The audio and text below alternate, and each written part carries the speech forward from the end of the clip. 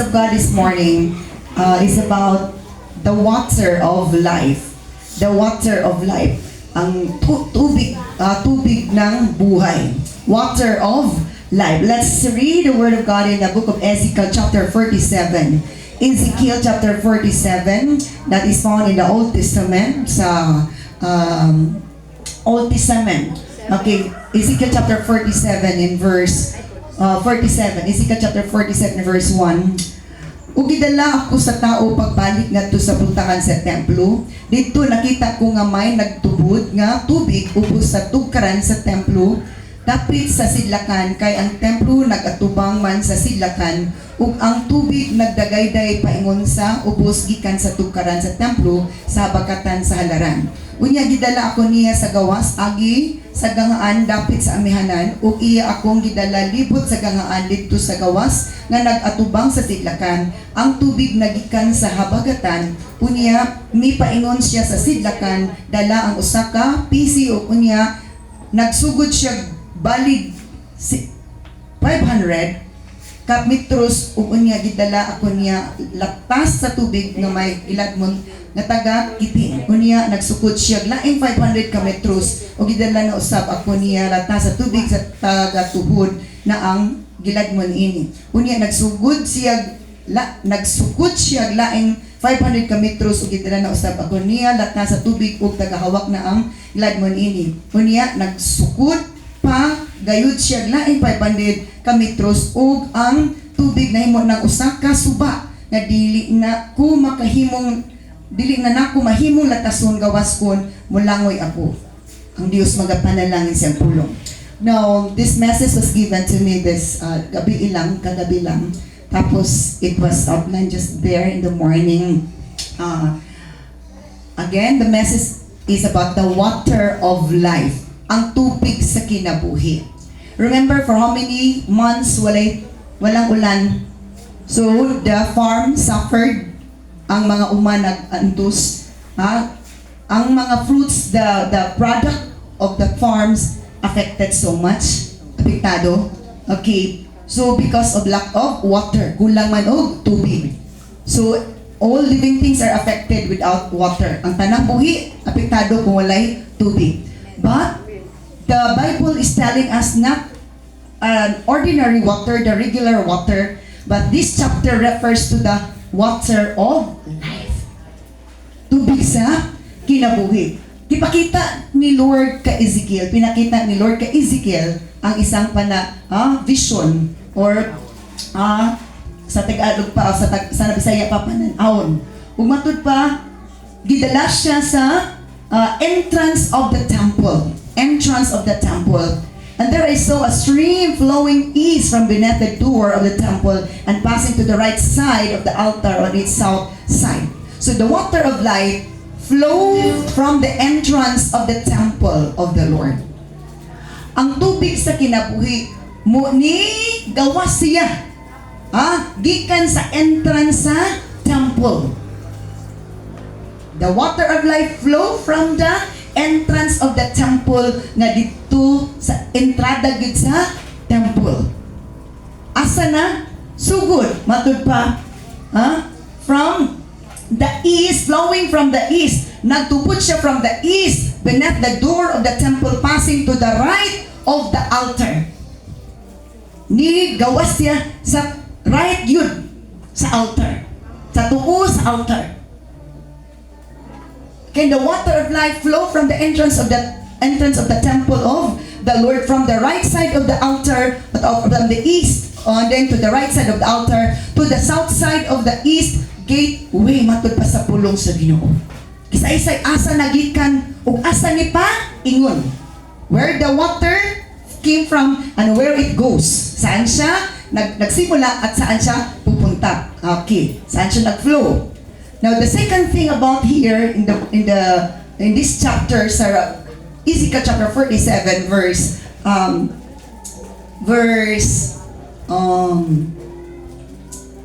na tayo. Okay.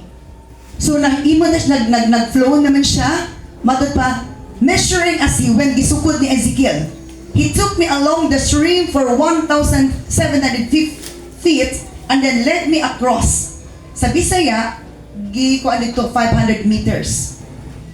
But in my Bible sa New Living Translation, feet ang gigamit 1,750 feet. Ug matod pa imoto ang kalawmon sa water, and then lead me across. The water was up to my ankles. So nitubod gud siya gikan sa hinay hangtod nagpa lawom.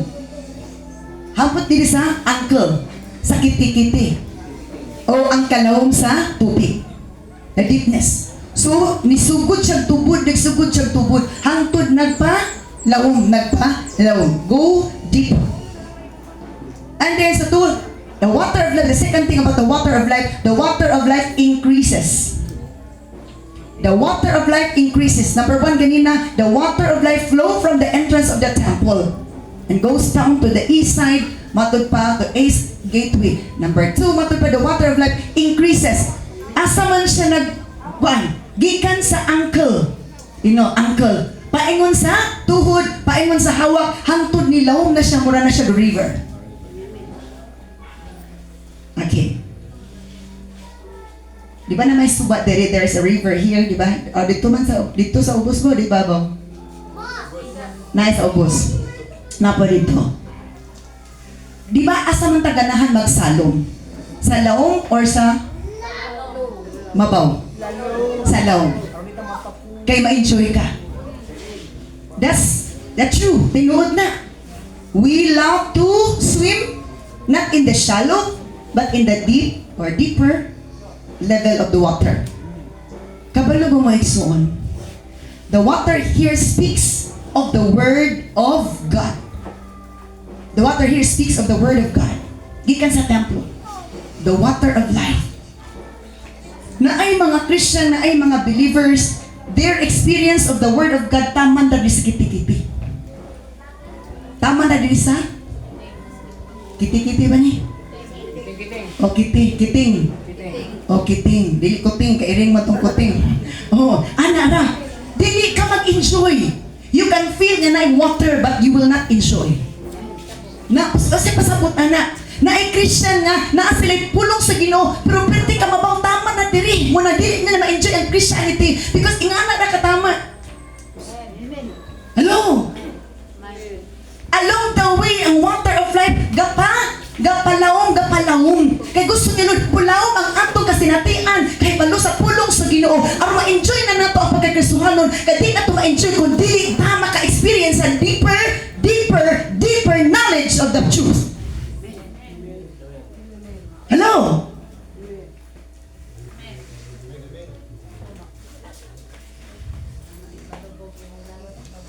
Kailangan ikatigulang na ka dito sa likuli ko. Kabo-kabo ka na, magpwede makamusalo. Hello? So nagtubod ang water. Nakita niya, naisip, it's a vision. Whether we like it or not, this moment, the water of life is flowing. If you are not doubting, hindi ka nagdududa, this will give you something and life change today. Amen. Only Ezekiel saw this vision. Si Ezekiel ray, ipakitaan ni Lord ani nga vision. It's a spiritual thing. But when our spirit is connected with the Lord already, kung ang Espiritu na-connect na sa Ginoo, we can enjoy the flow of this water of life. Ma-enjoy na nato ang pag-agos, pagtubod aning water of life. Totoo, di kan sakiting. Paingon sa tuhod.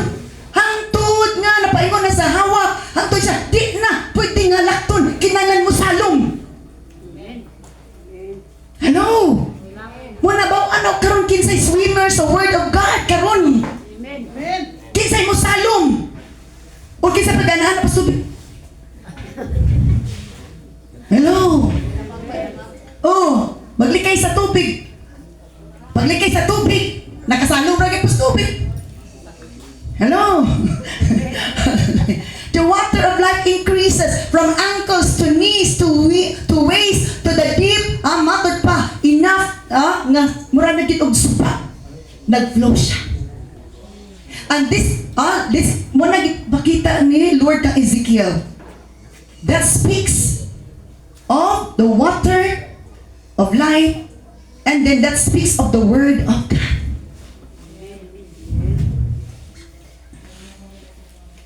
Kung dili pa kakalahan sa pulong sa Ginoo, it means ang pulong sa taman pas kiti-kiti mo. Ganahan ka gamay na pas kiti-kiti. Hello. Oh. Nagdili ta ganag simba. Nagalikay ta sa tubig, galikay ta sa suba. Muna itong bakbak bang ikausap. Balikay ta sa suba, itong bakbak, nakutag-kutag pa na nga. Why nada? Hello? Abot na diri sa tuhod. Di pa enough. Maligo kag taman sa tuhod, ganahan ka? Oh. Taman diri sa, diri, ganahan ka? Pero karaan gamay. Di ba? Pero taman diri, ana. Okay, remember. Okay, bikaw, nag-speak ta water. Now, di ba ang kainiton sa tubig nagdiffer po, sa Bisaya sa differ. Nagkalainan. Ang mabaw, init-init. Di ba? Ang sa daplin, init-init. Pero sa laom na, bugnaw. Amen, dili. Sakto, dili. The deeper level of water is cool. Di ba, bugnaw? Ang laom lang na tubig. Ang daplin, mabaw, init. Kasi pasabot, anak. Kung ang pulong sa Ginoo mas kiti-kiti, imitado kay tag-ulo, dali na kay tama, be killed. Subutan sa dili, nga na. Kung pulong sa Ginoo, gamay pamupo pa. Initado tag-ulo, gawan, be killed. Diri na pa sumat. That is why our level of Christianity, level of faith, level sa Word of God na ato na dawa, nagdepende na sa reaction during sa sitwasyon. Amen. Atong reaction sa sitwasyon, nagpadaya na unsa na nga level of water, level of Word of God, level of the power of the Spirit of the Lord, nagmanifesto sa imong kinabuhi. Hello. Praise God. Muna isuon, kung gusto tang mo lahom-lahom, ganahan na tamaligog, suba nga lahom. Sa suba sa kinabuhi, musalong taglahom-lahom. Amen. Di kay gusto lang ka mo desire og lahom nga suba sa kinabuhi. O yang imong baba si sa na oy. Saong kag lahom-lahom suba. Agwanta kag pila ka oras nga wali. 10 minutes pagduga na ka. Aba, tayo. Hello. Kiti-kiti. Hello. If you know binihin, kasi kailan na binihin? Katong anointed preacher of God, murag anointing ni Peter. Magwali siya 1 hour, 2 hours, magministeryo pa na, di na ko na ipagkaon na, ganun, ipakaon ang presensya sa Ginoo sa katawan.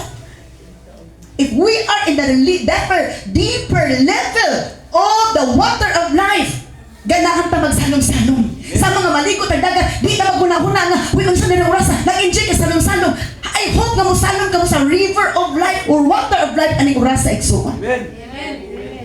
Just open your ears, open your understanding, open your heart, and then something will happen.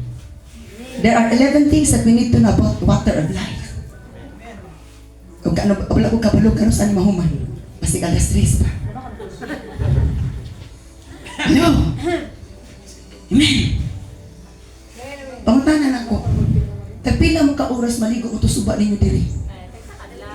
Sa kaadlaw, tanawa, grabe, sa kaadlaw. Sakto gini, sa kaadlaw. Buti ginakos pa surmanon. Aware ba mo, magseminar taon niya? Ay, wala mo na aware? Surprise. Wala, ay surprise. Di, ay, ikaw mo mahilig surprise, ha? Tinako lang na ako. Tagsara magiging sa, di ba yan ako, quarterly, di makayag quarterly.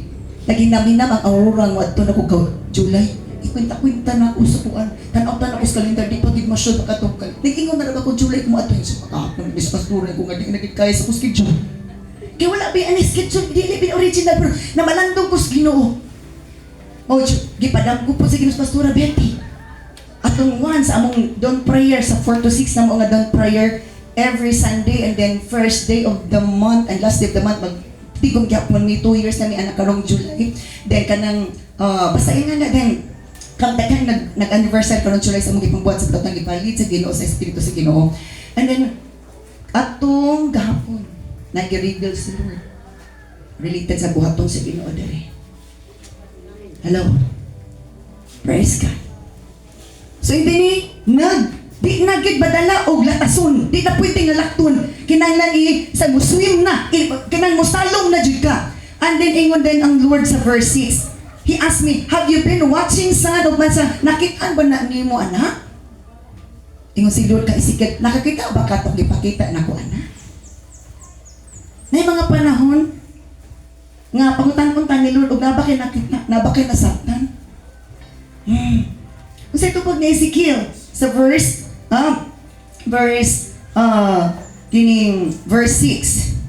Verse 6. Ug ingnan niya ako, tao, nakita mo ba kini? Ug nagidala ako niya subay sa daplin sa suba. Kaya nagsuba na naman itong suba. Gipakita siya, dahil gidala na po siya sa daplin sa suba. Suba. Lahi ba ya ang sapa? May dako, suba or sapa? Suba, dili sapa. Ang sapa, pwede na tagatuhod ang tubig o tagadiri. Pero ang suba, tagadiri na na. Gusto ni Lord nga ang level na tos understanding, hallelujah, sa pulong sa ino, muabot na diri, tama na diri. Kaya kung tama na diri, igumbaon na nimo. Amen. Bubong daw niyo kasi mapasayloon na kayo. Busaylo pa ka, kuy, nakitaan po na ako. Muabot na sa dughan ang tubig sa water of life. Mupasaylo na ka, kaya mabugnaw na ito puno sino. Uy, pasayloan na to sister, brother, pasayloan na to. Pero diri pa tama, huwag pa man abot dire.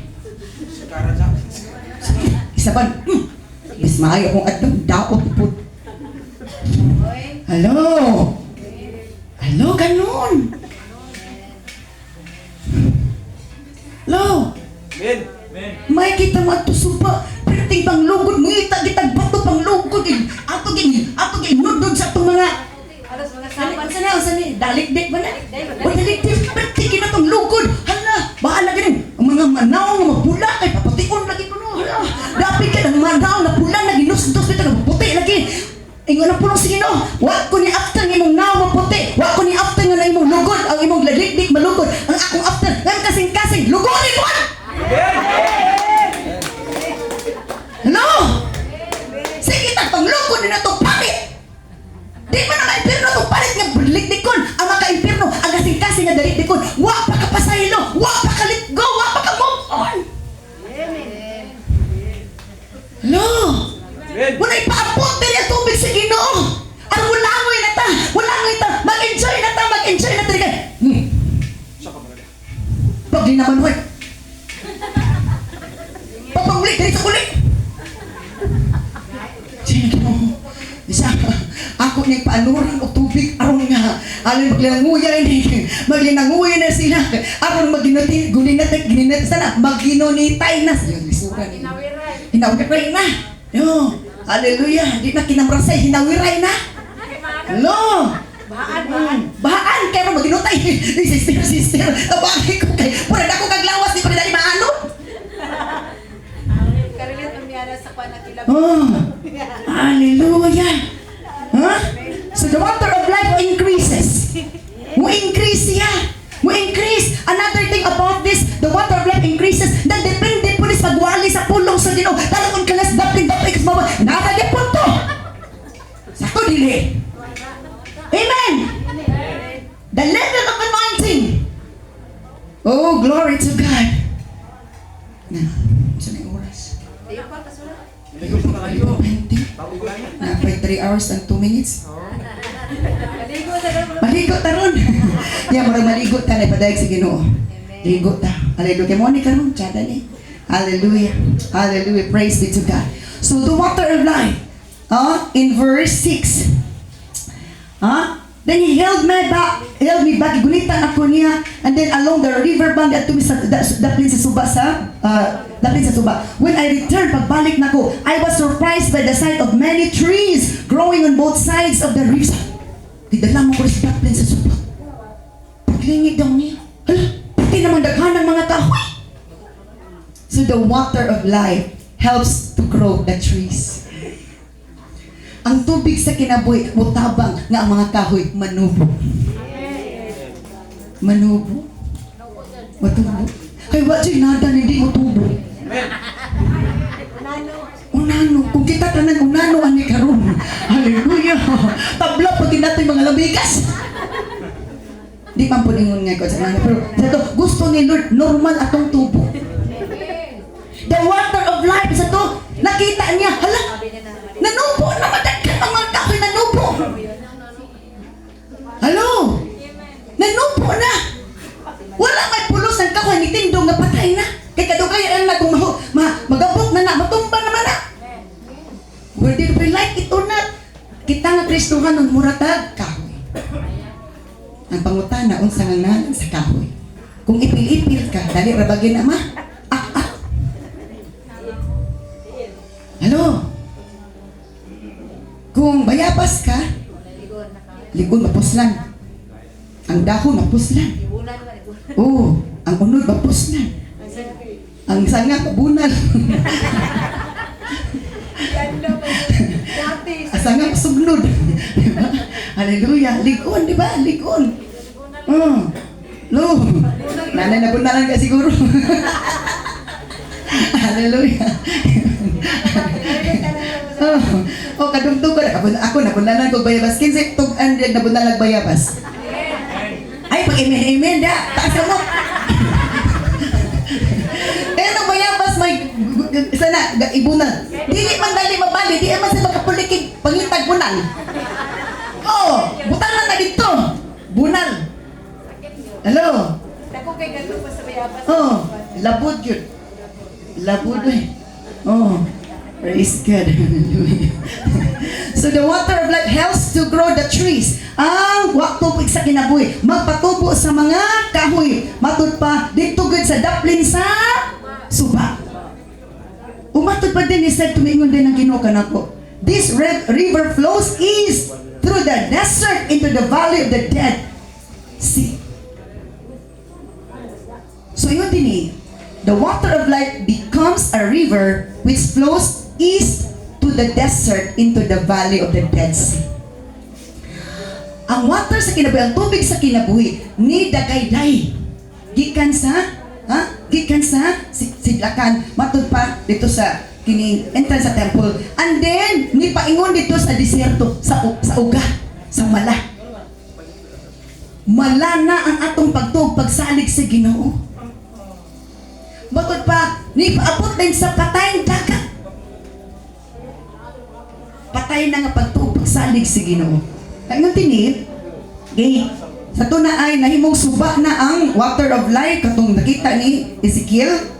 Now, nato na ay mga kahoy dito nagtubo na. Nakoy nalimtan ani nga related ani nga verse. Psalm 92 verse 12 to 15. Psalm 92. Nama mo may mga Bible di ba? So, sana na ko sa English. Psalm 92 verse 12. Okay. Psalm 92 verse 12. But the godly will flourish like palm trees and grow strong like the cedars of Lebanon. Ang mga matarong godly, mga Diyos nun, mulambo kuno sama sa palmira nga kahoy o mutubo sila nga likon like cedars of Lebanon. Cedars is dagko nga kahoy nga likon na siya.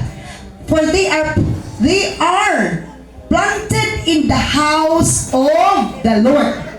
Kay natanong sila sa balay sa Ginoo, and they flourish in the courts of our God. Basta ako na lang napunas bisan.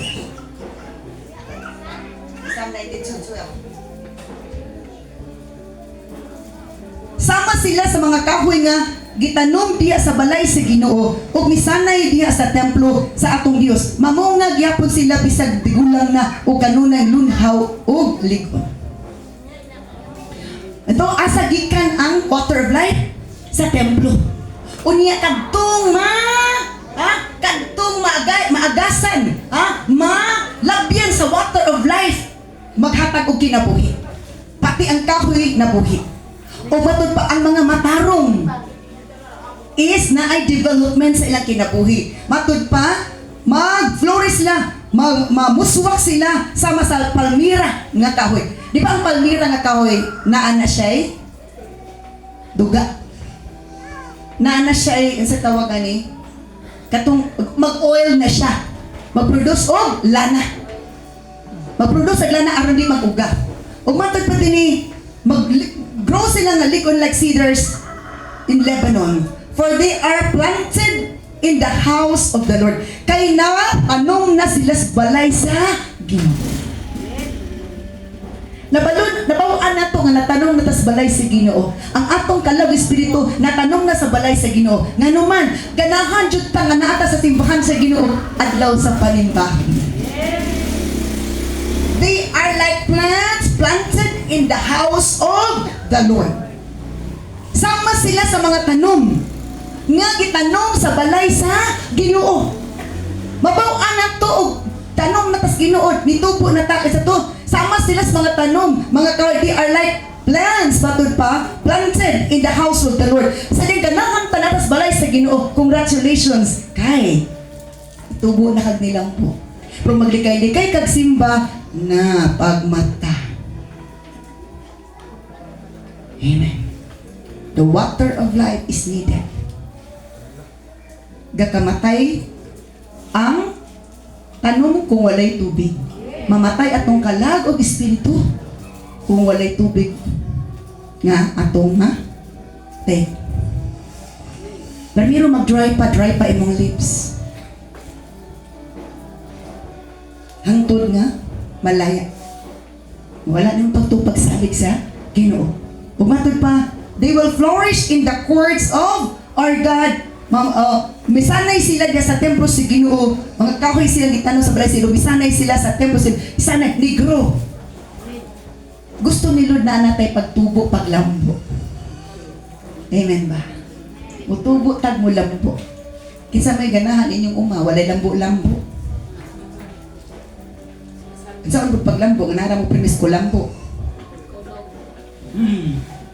Hello, gusto kag lambo, kalambo, ulambo, narakas ko lambo. Sila gigda. Hallelujah.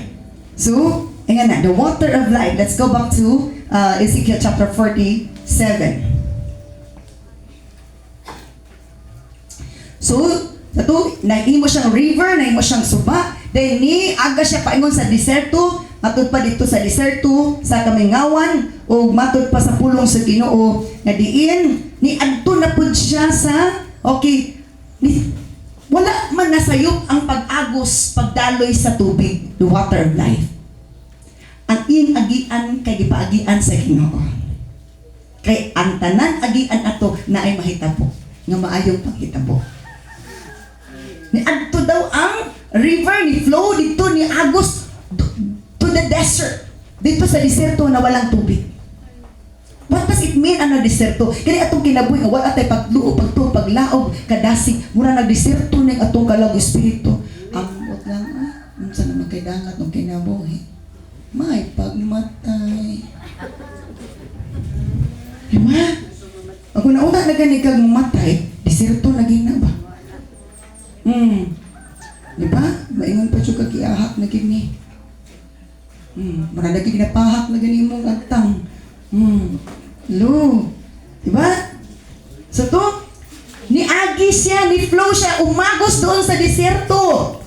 Nga naman, para nga matubigan, para makabaton o kinabuhi. Mulami ang dagan sa itong kinabuhi. Mulami ito siya.